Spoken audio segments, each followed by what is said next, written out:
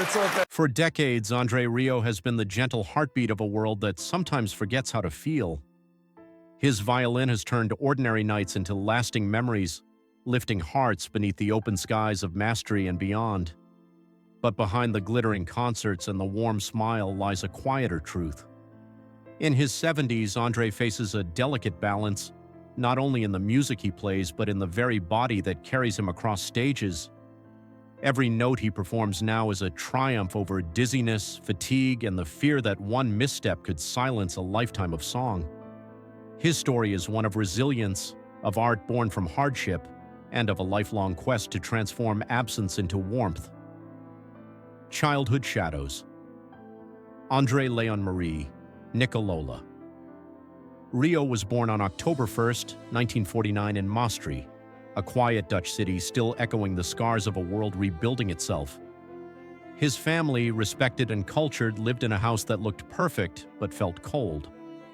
His father, Andre Rio Sr., was a celebrated conductor, capable of stirring entire orchestras into thunder, yet at home he was a silent storm, demanding discipline with little tenderness. His mother, Katharina, ran the household with precision, elegant but emotionally distant. "My parents did not love me," Andre later said, not bitterly but with calm acknowledgement.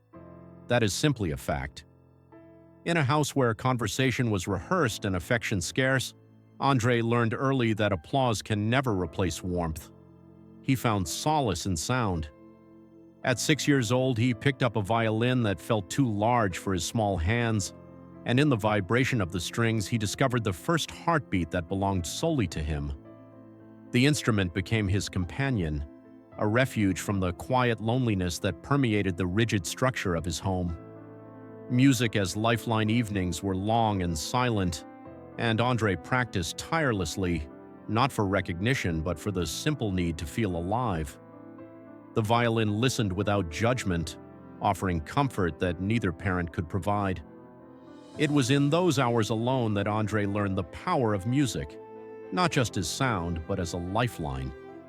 The discipline of his childhood home shaped him, yes, but it also taught him to seek warmth where none existed, to create light from shadows.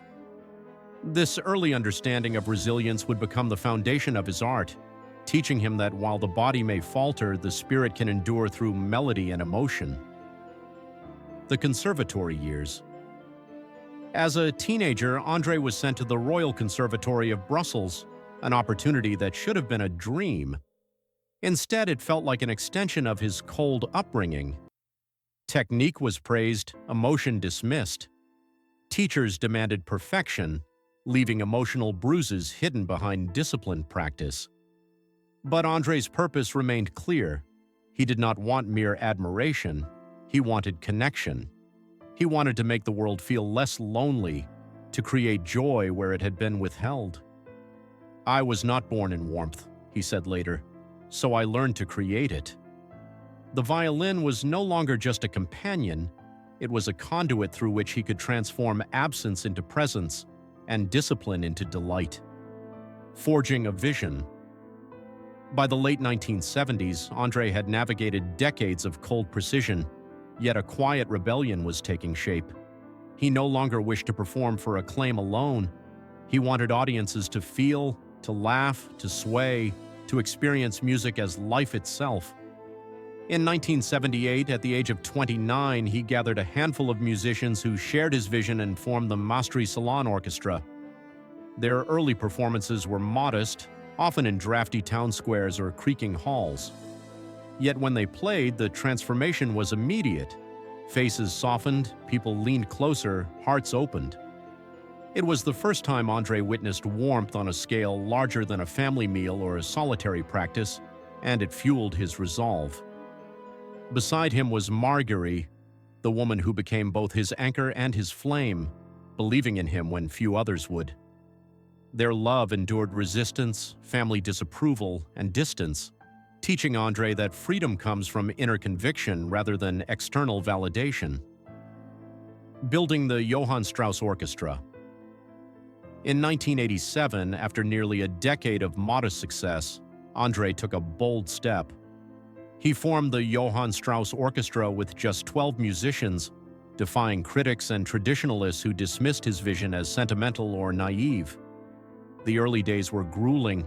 Concerts were uncertain, finances precarious, and exhaustion constant.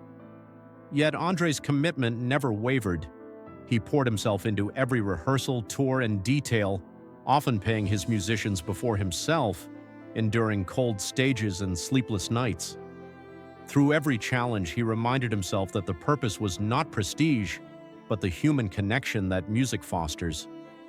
His performances became a gift of warmth, a counterbalance to the cold perfection he had known in childhood and conservatory. Triumph and exhaustion.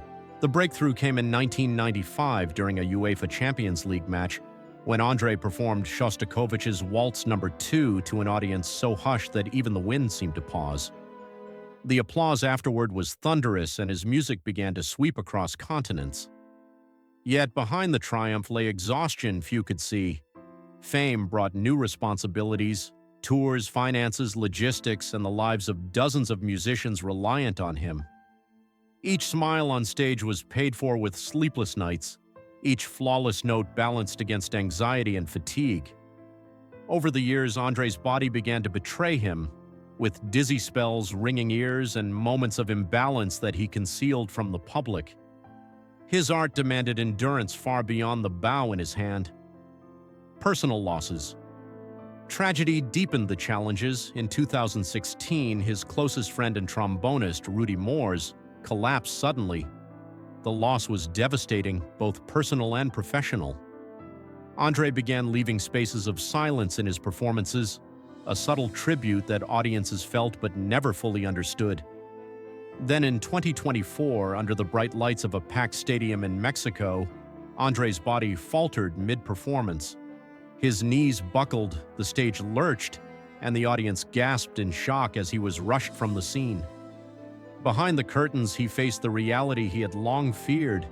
The body that had carried a lifetime of music was fragile, vulnerable, and demanding care. Recovery was slow, requiring patience he had never fully learned. Yet, as always, he persevered, learning that the power of music is not in perfection, but in truth. The lessons of silence. Silence became a teacher. During the pandemic in 2020, when concerts disappeared and halls stood empty, André faced the stillness with the same dedication he had always shown. He worried not for himself, but for the musicians whose livelihoods depended on him. He paid them from personal savings, sold belongings quietly, and found solace in the memory of sound. It was a humbling period, yet it clarified what mattered most: connection, purpose, and the endurance of joy. When he returned to the stage after months of silence, the applause was quieter, but it carried a deeper resonance, for him and for those who had waited through uncertainty. The beauty of imperfection. In recent years, André has embraced a new understanding of music and life.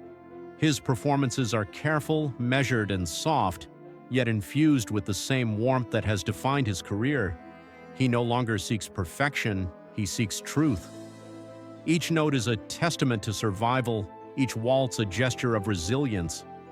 His audience no longer witnesses a flawless machine of melody, but a human being who has endured, who has transformed suffering into beauty, who has taught the world that music is not merely entertainment, it is a sanctuary, a language of comfort and joy. Legacy of warmth. At home near Maastricht Castle, André has found the peace he spent decades searching for. Mornings are slow, bathed in sunlight and the quiet rhythm of the garden. Afternoons are filled with music played for himself alone, the violin softer than it ever was on tour. Surrounded by Marguerite, the steadfast partner of his life, Pierre, the guardian of his legacy, and Daisy, the granddaughter whose music blooms in her fingertips, André experiences the kind of fulfillment that applause cannot measure. His legacy is not in arenas or awards, but in the lives he has touched, the hearts he has softened, and the courage he has shown in returning to the stage time and again. The gift of music. Looking back, André sees that he never built an empire, he built a sanctuary. The coldness of childhood, the discipline without warmth, the losses and illness, all of it shaped a man who could create joy in places where it had been absent. His waltzes linger not simply because they are beautiful, but because they carry forgiveness, connection, and the promise that life, even in its harshest moments, can still hold tenderness. Andre Rio's music has survived illness, exhaustion, and grief, standing as a testament to the enduring power of human spirit and the warmth one person can create in the world. A quiet triumph. Now, in the quieter chapters of his life, Andre's story is one of reflection and gratitude. The stages are smaller, the performances gentler, but the meaning is deeper than ever. Each note is a choice to continue, each bow a symbol of resilience. And as he moves through the garden, the studio, the halls of his home, he knows that the truest triumph is not measured by fame, but by the warmth left behind, by the hearts touched, and by a lifetime spent turning silence into song. His legacy is the courage to keep playing, the generosity to share joy, and the beauty of a life that has found its rhythm even after decades of struggle.